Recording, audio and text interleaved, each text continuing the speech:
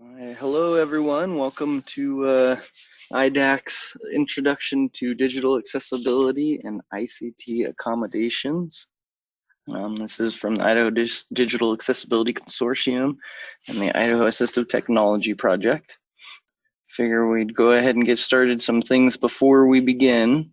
We're going to be joined here, this will be presented by Lane Amaru of Amaru AT Consulting.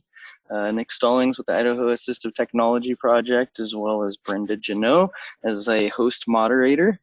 We just wanted to give you some heads up as far as before we begin.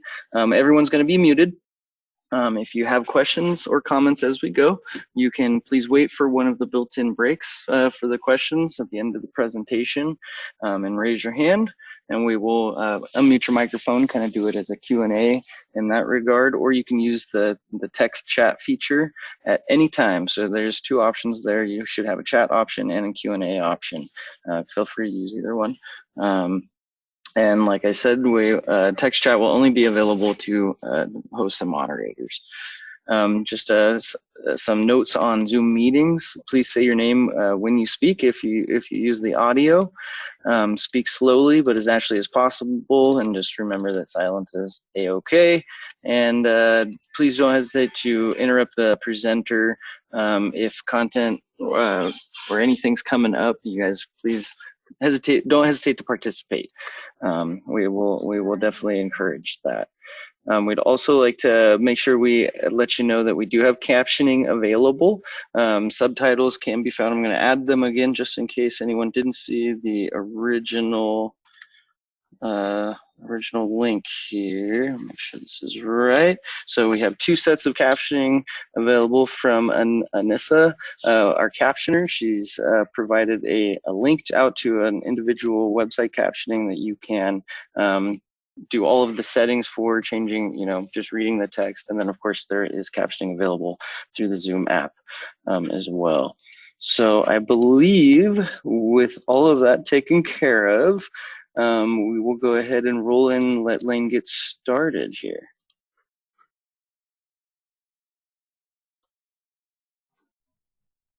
Got to remember to switch over to audio controls. There we go.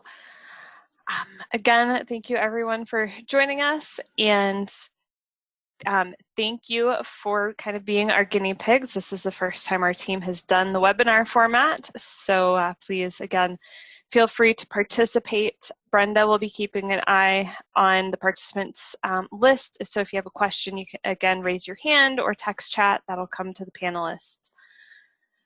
So before we dig into the content of accessibility, we did want to introduce the Idaho Digital Accessibility Consortium. Technical difficulties here, of course. The Idaho Digital Accessibility Consortium, IDAC, is a grassroots group of stakeholders concerned with the accessibility of Idaho state government.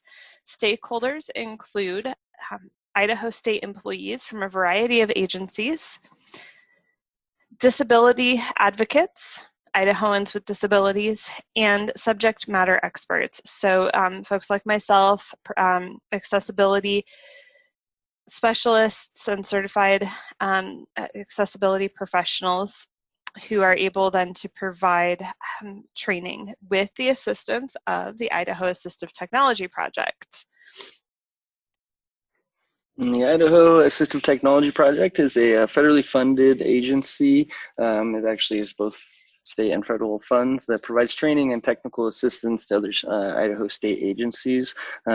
For many things, but in this regard, accessibility and assistive technology and accessibility on the web. So thanks to IATP for supporting this effort and making this training possible.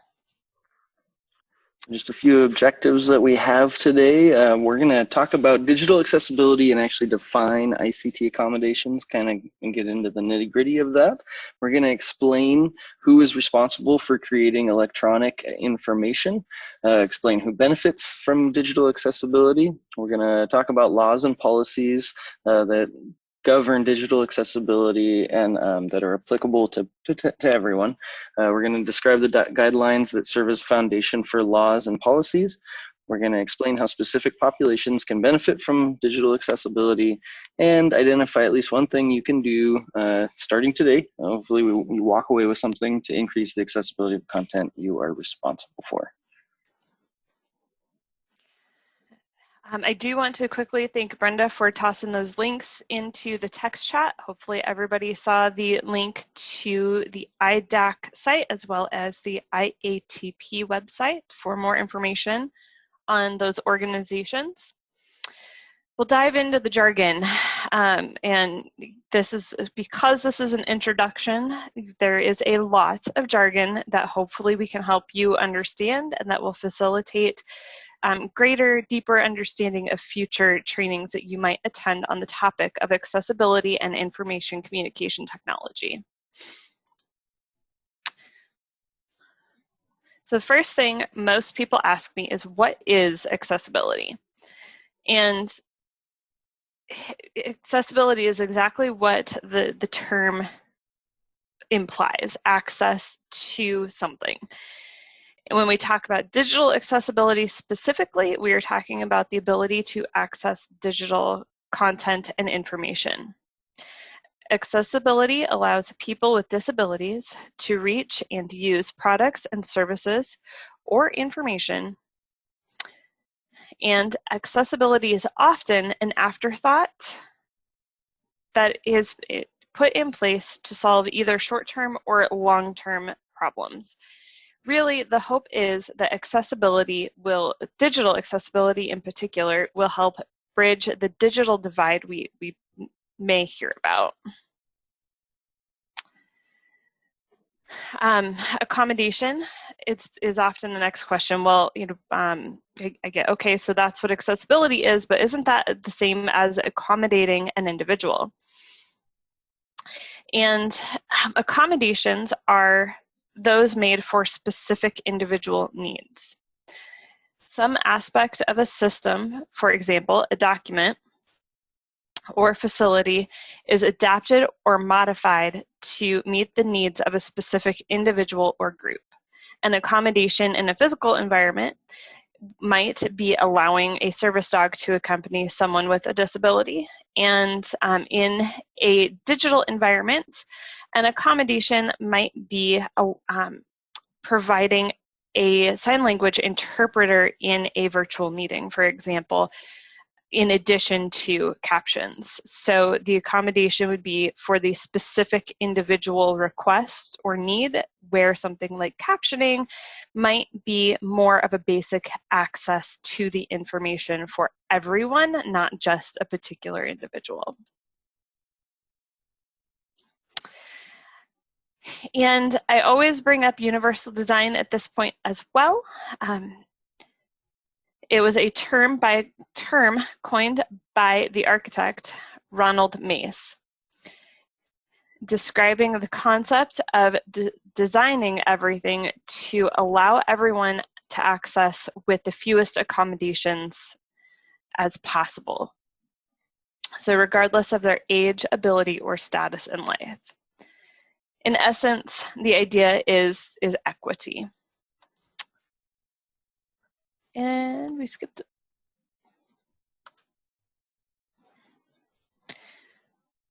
The slide doesn't quite look right. There we go. But essentially, if we think about accessing a physical space, and there is a lot of controversy about this meme out there in the universe, but the image here on the left shows 3 people standing on boxes to view a baseball game over a wall. That would be accessibility, ensuring that everyone has access because everyone has a box. But does everyone need a box? Not necessarily. That taller person doesn't really need the box, but the shorter person, the box still isn't quite enough to give them access to the game. So in the middle panel, you see that a specific accommodation has been made. The tall person doesn't need a box to see over the wall.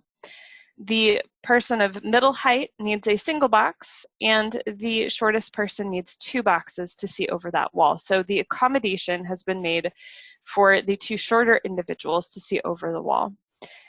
But a hint towards universal design or universal access to that game would be to remove the wall altogether, so no one needs a box. Or the stadium seating in the background there might also be an universal access type of way of thinking about accessing that game. Universal access and digital design is very similar. So these are all terms that you're likely to hear throughout your digital accessibility journey. And it can be important to understand some of those differences. Okay, we're going to continue with a few more definitions here. So assistive technology is any item, piece of equipment, or product system, whether acquired commercially, modified, or customized, that is used to increase, maintain, or improve functional capabilities of individuals with disabilities. So when we're talking about assistive technology, we're talking about things like screen readers, refreshable braille displays, any kind of assistive settings, accessibility settings on a computer, and ensuring that whatever you're creating, the content you're creating, is going to play nicely with those assistive technologies.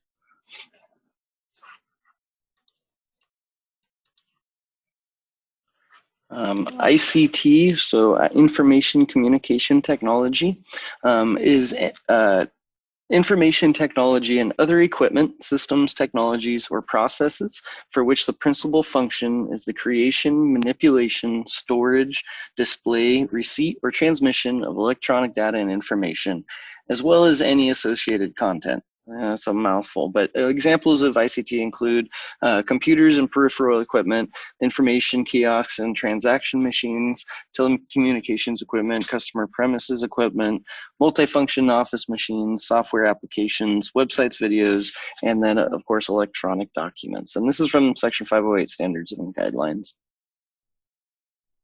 When we're talking about content, we're just talking about anything you're creating, electronic information and data, as well as the encoding that defines its structure, presentation, and interactions. And we understand most people aren't really interested in that behind the scenes coding piece, but that is important to to be at least aware of, and how that's going to play with assistive technology. One thing, when we're talking about public facing, we're talking about content that's made available by an agency to members of the general public. Examples include, but are not limited to, an agency website, blog post, or social media pages.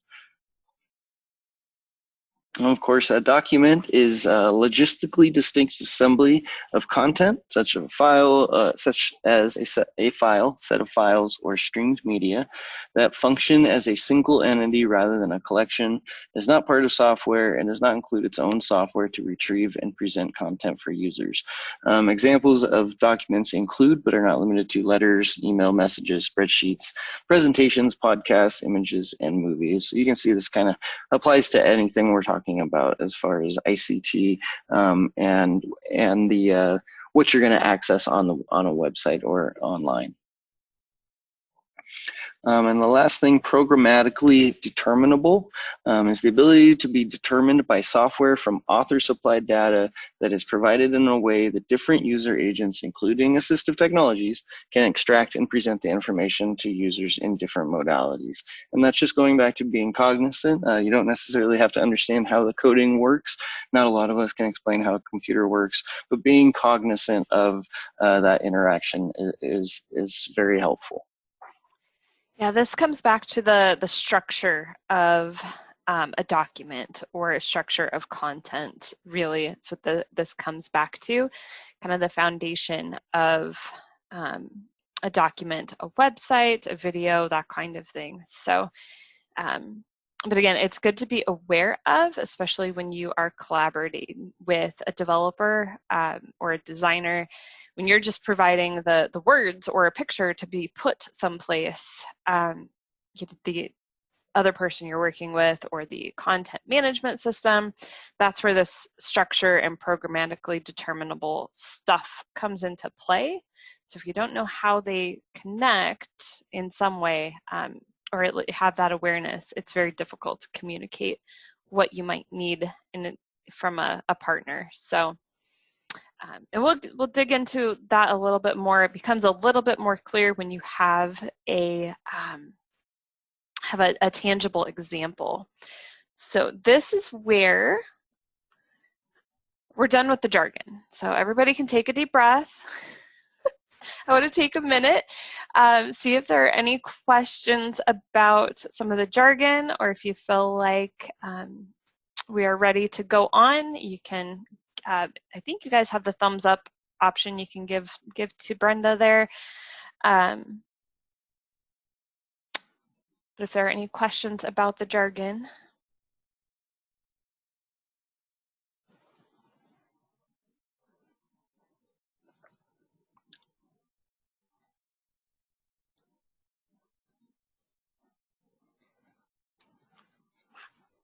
I believe we're good to go. All right. So, and again, if questions about some of this stuff do come up, or if you feel like we've missed a definition, again, please feel free to let us know, and we can try to address that as we go. After all of the definitions, one of the next questions I get is, well, I don't create content, I don't create web pages, I don't create documents that go to the public, so, why does this apply to me? Does it apply to me? Who's responsible for what kind of things? And, some of the things to think about, a lot of the myths that we see. I hear often, well, accessibility only applies to blind people and another small minority of people with disabilities. So, it doesn't apply to my job because I don't work with blind people, or I don't work with deaf people. And really, you never know who's going to be on the receiving end of an email, or if a flyer that you have created is going to be made available on the website, or you may hire an employee who has a disability next week that you are sending emails to. So you never know when you might be ultimately reaching out to someone who does use assistive technology, or does need these accessible digital content pieces in place. But accessibility benefits everybody. Just think about all of the web conferencing and webinars you've likely been attending recently.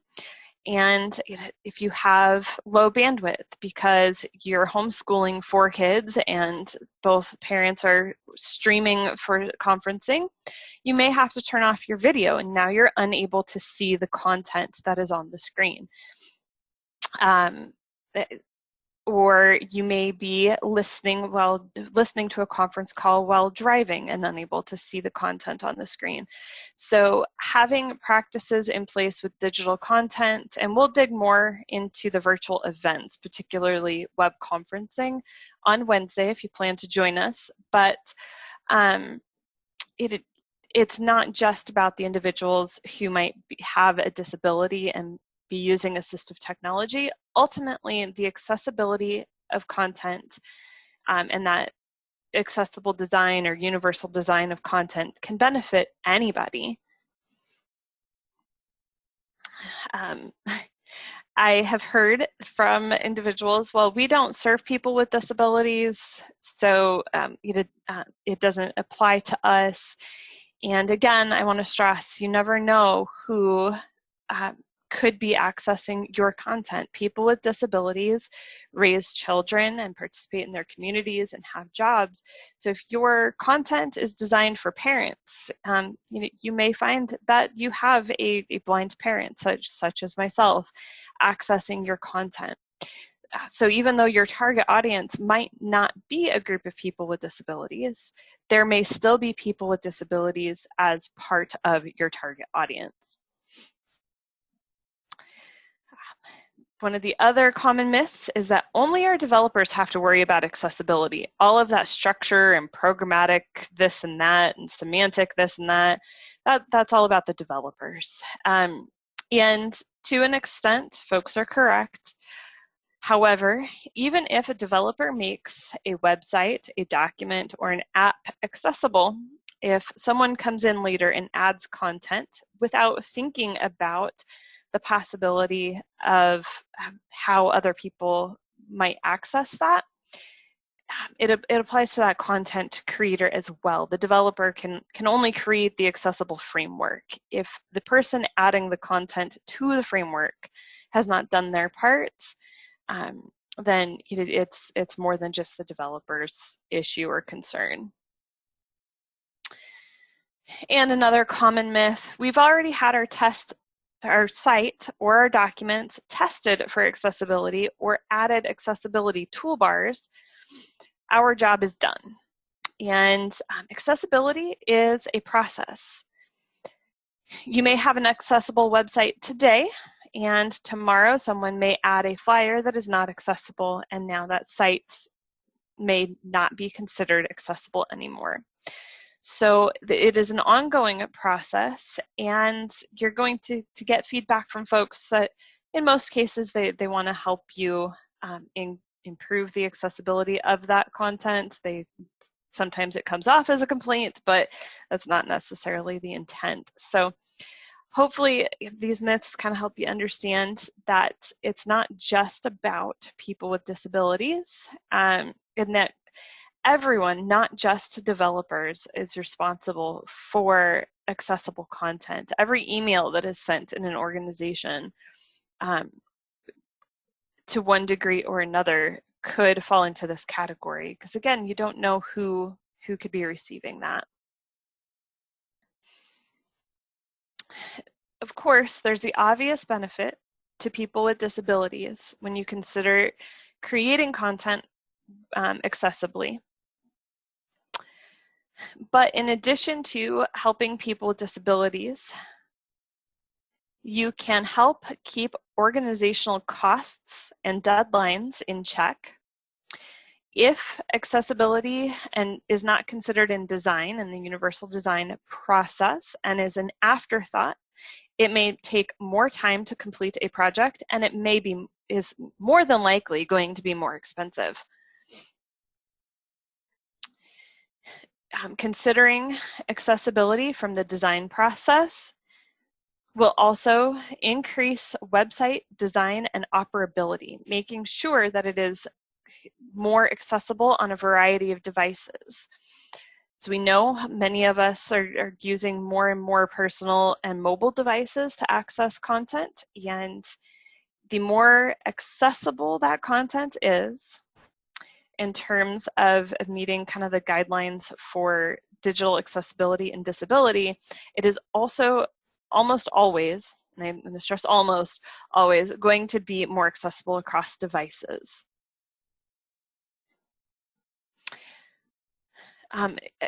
Accessible design can also help agencies and organizations retain human capital. Many of you may have heard the phrase before, disability is the minority group that anyone can become a part of at any time. My son was playing with his friends and tripped over a toy and broke his arm, and had limited use of his left arm for, well, still now we're coming up on almost 12 weeks. And so temporarily he technically has a disability and has challenges interacting with things. Anyone can become a part of the disability minority at any time. And in some cases, that disability may mean that because a job site is not accessible, that human capital is lost, that knowledge and experience retires or takes disability and is gone.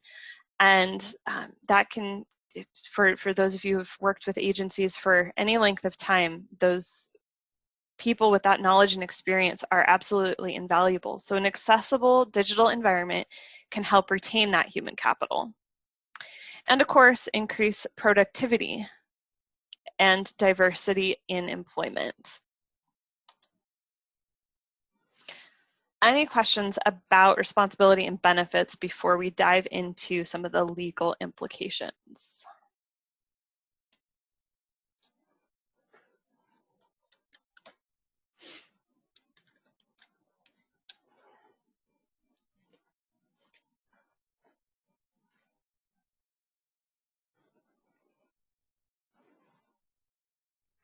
All right, I think we're good to go.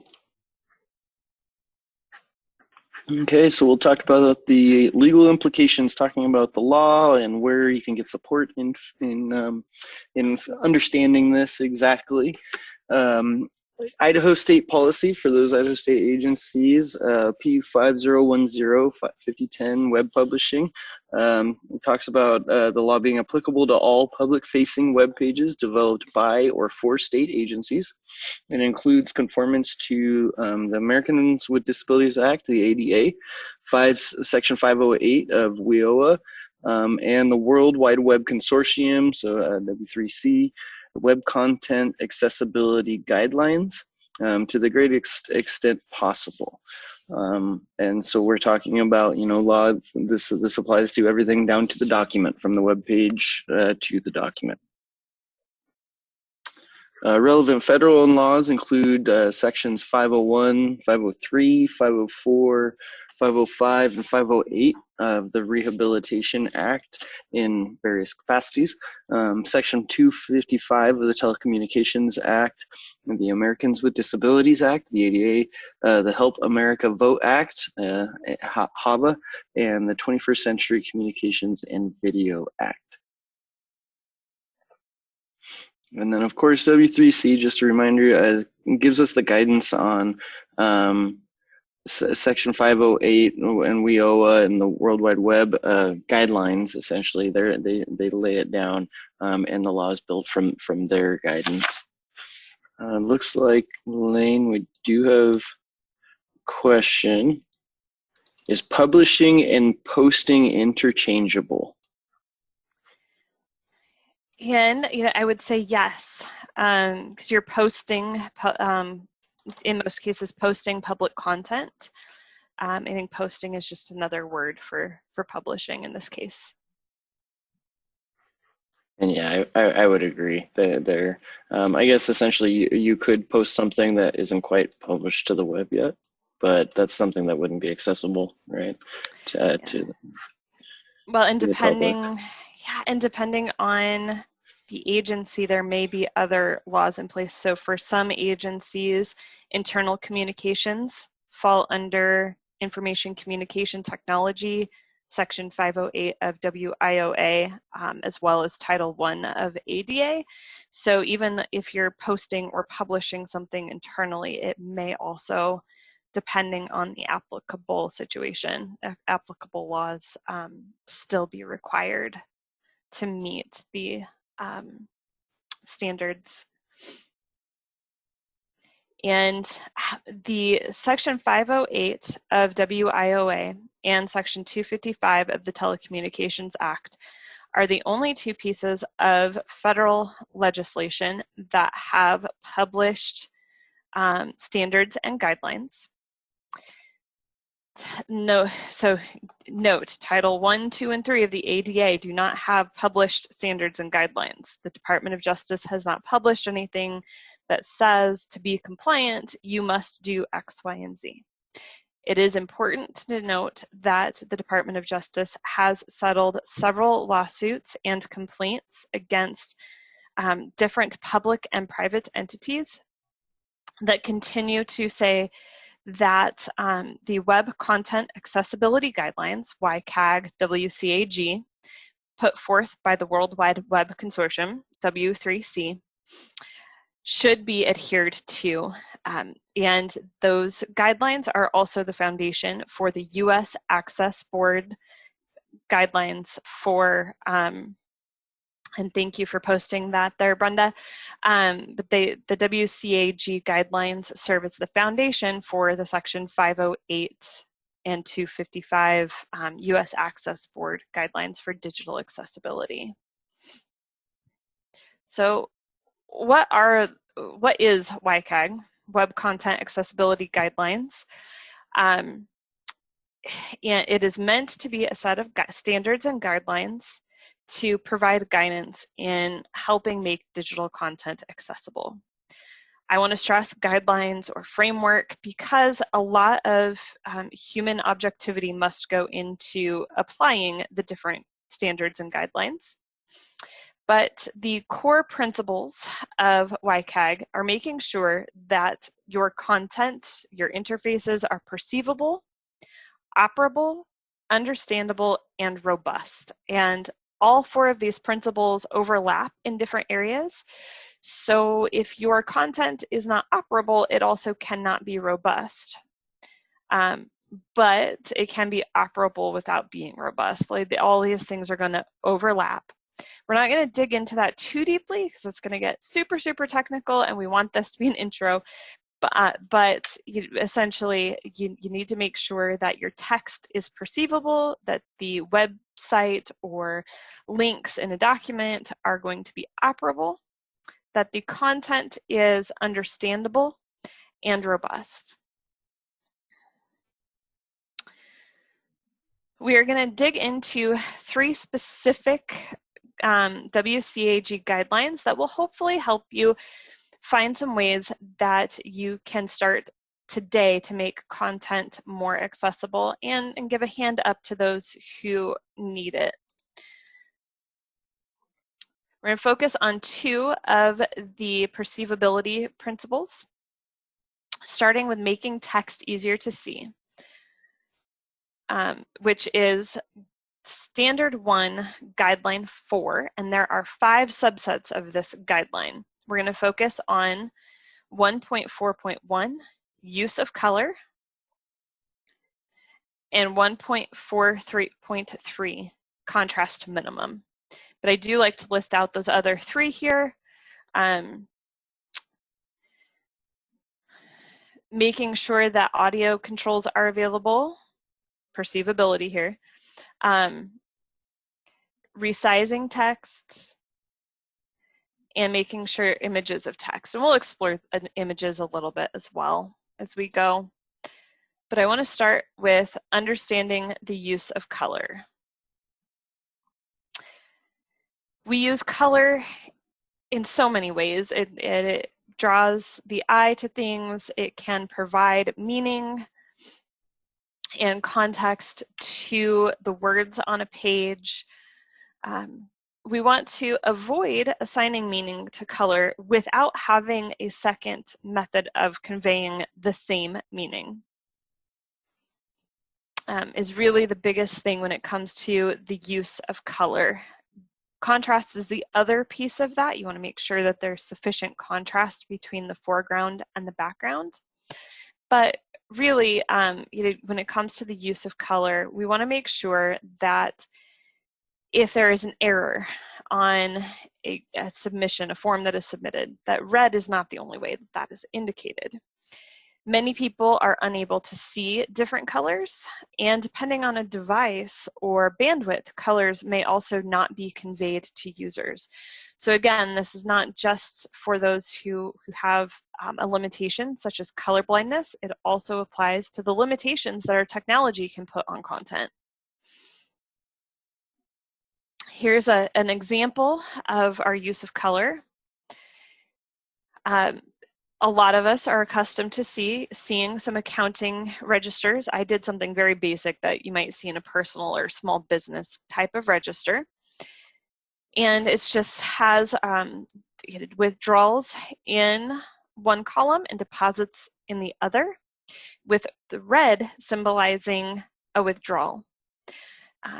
And I'm going to try to switch to the next image, but the one on the left here has it only in red, and then the table on the right has a subtraction symbol prior to the amount that is being displayed as withdrawn.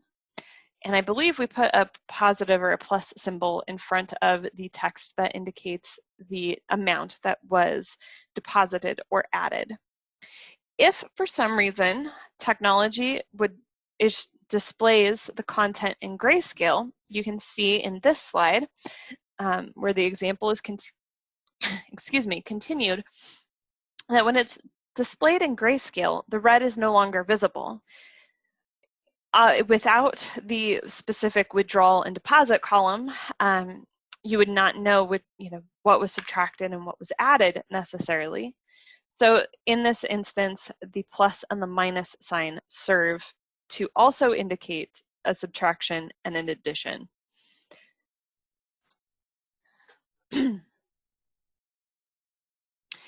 And that, it really just comes down to your design. There's not anything that we can do to remediate except changing it later. So if you think about that in the design process, if I can communicate this in color, how else can I communicate it? With a symbol or with words, so that everybody can access it if they can't see those colors. Which leads us to our contrast minimum.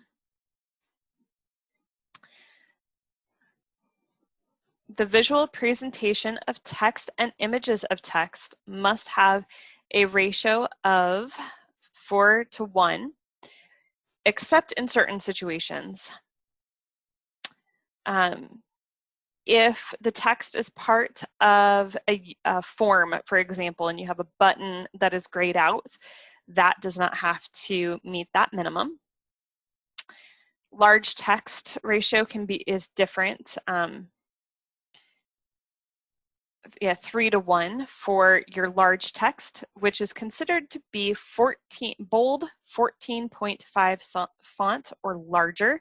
And if it is not bold, 18-point font is considered large font. If text is part of a logo or a brand name, it also, in version 2.0 of the YCAG, does not need to meet the contrast minimum. If your organization chooses to use the newest version of the standards and guidelines, 2.1, this does change. Logos and brands are required to meet similar contrast minimums.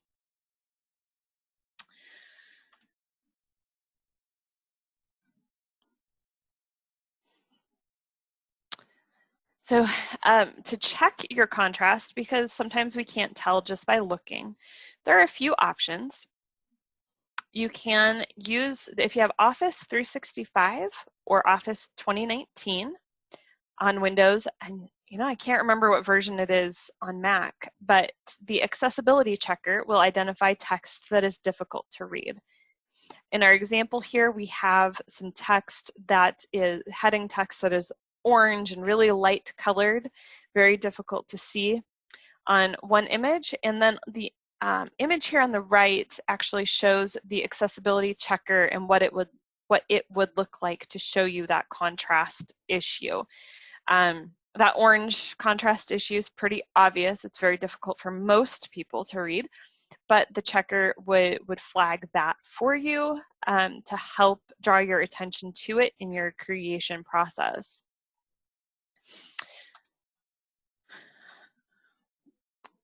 This contrast, use of color and contrast can be readily apparent in our documents, but also in our emails. And this is one area where you can check today. Is the font of your email easy to read? And how can I fix it if it's not? Because we don't want to fix it every time, right? It gets kind of old doing that.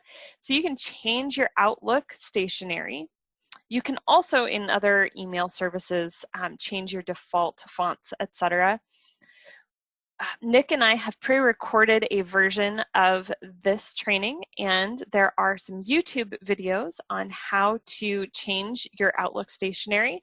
We tried to keep those to 2 minutes or less, so hopefully they are quick little bites for you.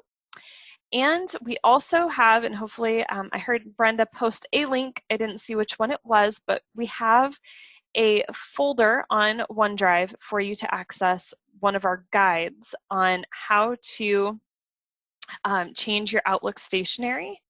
So that link should also be available to you to download those guides. Those will be available through Thursday, which is Global Accessibility Awareness Day.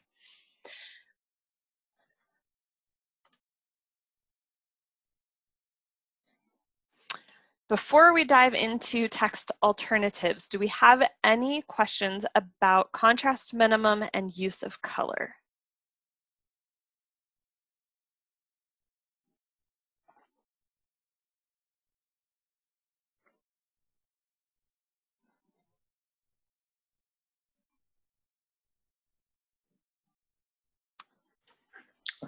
right, I'm not hearing any come in. Nope. So if any pop up, again, please feel free to interact with us here. Text alternatives is one of the other things that is pretty easy to work into your everyday workflow in sending emails and creating documents. It takes a little bit of thought, but it is pretty easy to accomplish. Text alternatives, and it is specific to the very first standard of perceivability. Essentially, we need to provide a text alternative or alternative text for any image. So you switch those words around and they can have pretty significant different meanings. Alternative text for an image is, think about tweeting the purpose of the image. Why is this picture even here? What is the point of it? That is what alt text is, alternate text. A long description or a text alternative conveys the same content that is inside of an image in text. So we'll dive into our example here. We have some screenshots in this slide. The first is of a pie chart. The text alternative, or the alternate text of this is a pie chart conveying of mobile screen reader usage. This is a pretty simple image, so you could, in that alternate text, include that only 12% of surveyed screen reader users do not use mobile technology. That would be, but if this were a more complex chart or image of a chart, a longer description, or caption as it's sometimes called, might be of benefit. You could write that out in text, you could say, or you could include the table of that data as well. So if I remember right, the second image is a table that conveys the same data. 88% of users say yes, they use mobile technology, and 12% say they do not. So this is an example of the difference there. The purpose of the image is to visually identify or show the pie chart representation, which is important to some individuals. It's one more way of interpreting that data. And then the table is a text alternative to the image and provides the same data. And a long description, a paragraph, would also be a text alternative. They would both, either or would serve. I have a tendency to do both because I like multiple means of sharing that data and making sure anybody who needs it can access it.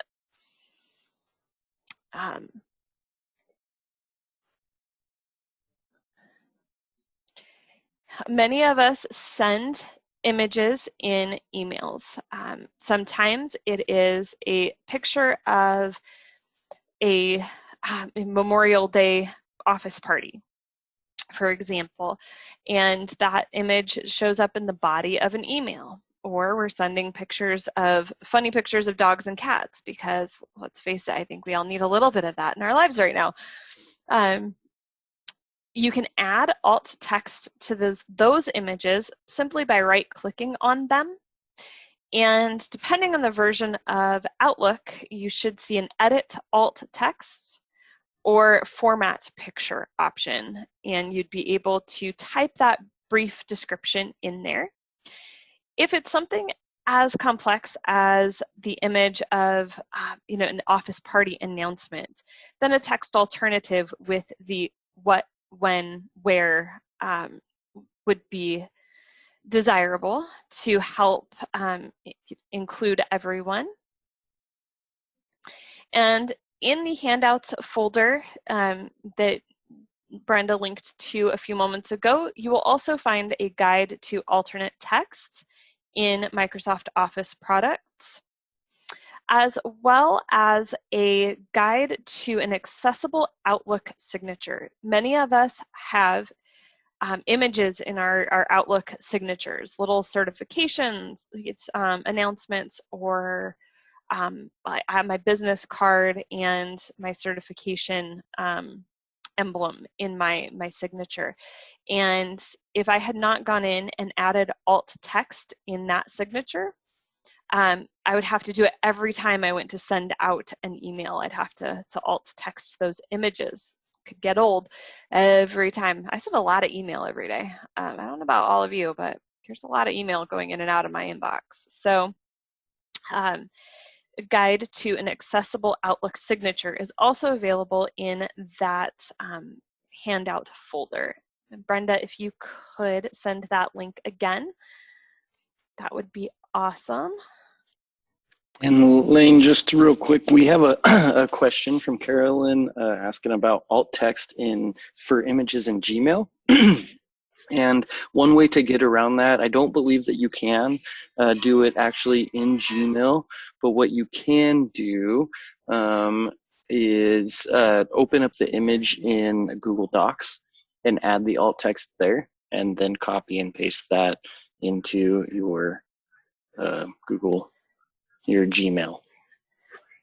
And you know, some of our IDAC partners have put together some content for you for this week, Global Accessibility Awareness Day being Thursday. A lot of our members got together. We have some fantastic content experts within our membership.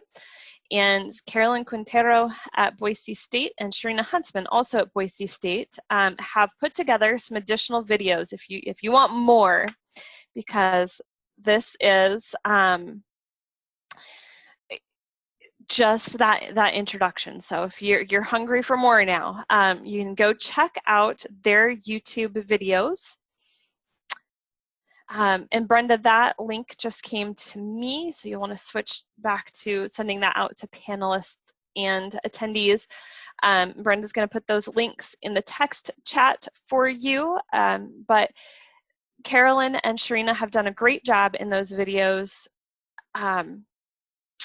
elaborating on these 3 topics that we've touched on a little bit today and more. And Sharina may have, I skimmed through her video, so she may have some tips in there on how to do alt text in Gmail as well. But definitely Google Docs, adding it in Google Docs is an option, and also writing out the text in the email can also be helpful. Unfortunately, I have not found a way to add alternate text to images that are sent as attachments. That is something that I'm still looking for. So often I encourage people, if you're sending an image as an attachment, also send a brief description of what can be expected in the image in the body of the email, or simply put it in the body of an email or in a document. So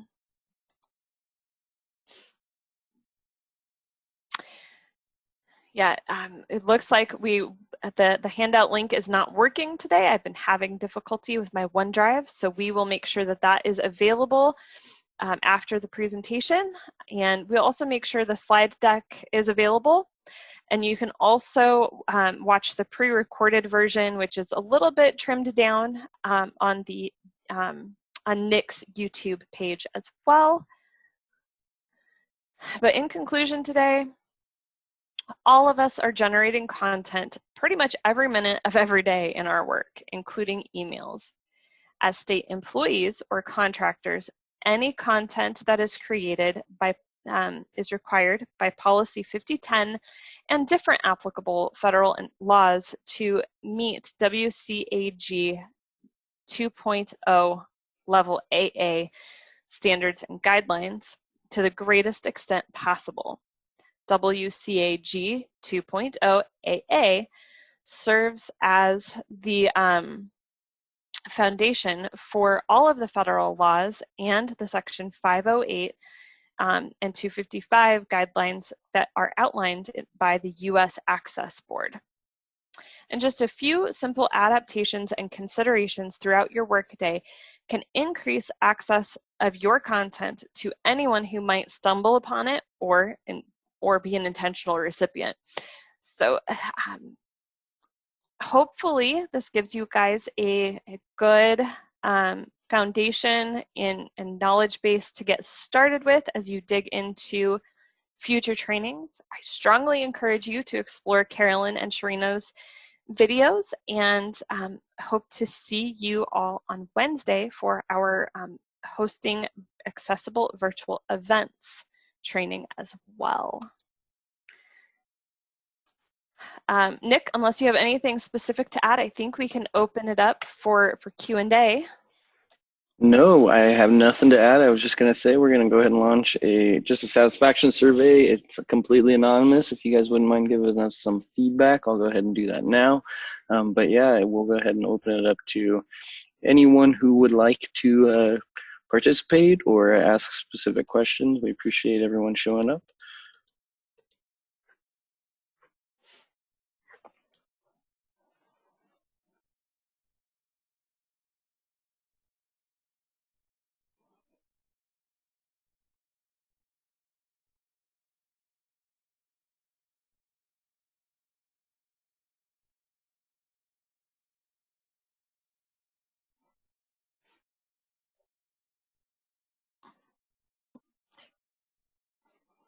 The intro presentations almost always put everyone to sleep. Yeah, we're 7 minutes early though, so it's, yes. we went quick, I think. Thank you again, everyone. I'll just go ahead and figure we'll leave this open for a couple more minutes. And thank you for joining us, Carolyn.